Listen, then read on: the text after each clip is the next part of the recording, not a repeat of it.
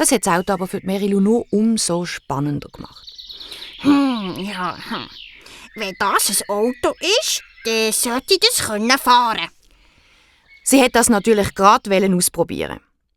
Sie hat sich hinter das Steuerrad geschwungen, hat auf die Hupe gedrückt und mit einem breiten Lachen geschrauen.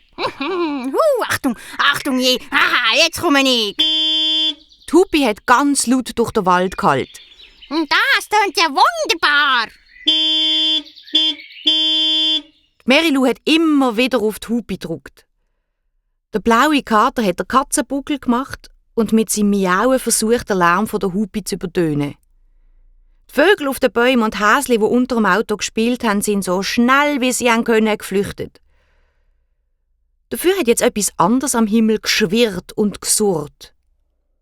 Zwischen den Bäumen hat es zischelt. Und wie durch einen Wirbelwind sind 3 Hexen neben dem Auto gelandet. Sie haben laut durcheinander gelacht und Begrüßungsschrei durch die Luft geflogen. Wir sind entzückt, dich zu sehen. Ja. Zwilla Zwiderwutz war völlig ausser sich vor Begeisterung. Der Propeller auf ihrem Besenfliegerhelm hat wie wild drüllt, dass es ihre blauen Haare nur so umeinandergewirbelt hat. Das ist aber nett, dass du uns gerufen hast. Hat Pimpinella Umbrella gequietscht. Ihr grüner Schirm, der mitten auf ihrem Kopf aufgespannt war und wo keiner gewusst hat, wie er dort hebt, ist frech hin und her bambelt.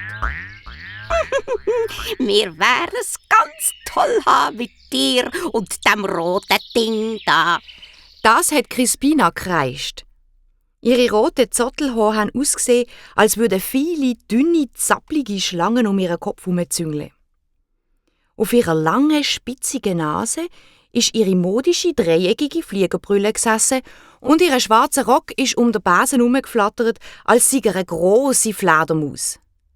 Crispina hat sich die schönste Hex von allen gefunden. Und darum hat sie auch sofort einen Blick in den ganz matten Aussenspiegel geworfen, hat schnell ihre Haare geordnet und hat sich ihre Lippen mit dem schwarzen Lippenstift nachgezogen. Mary-Lou hat nicht gewusst, ob sie sich über diesen Besuch freuen oder ärgern. Der Kater mit den weißen Punkten auf alle Fälle hat den Schwanz buschig gemacht und ist in Aufpassstellung um den gackerigen Haufen von Hexen herumgestrichen.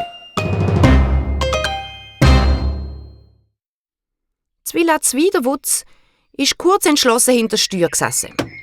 Also, mit Technik kenne ich mich dann aus. Und der alte Klapf da, den bringe ich garantiert wieder in Schwung. Sie hat alle Knöpfe gedrückt, hat gekurbelt, hat gedreht, hat geknipst, hat gefingerlet, bis ihr Lachen vergangen ist.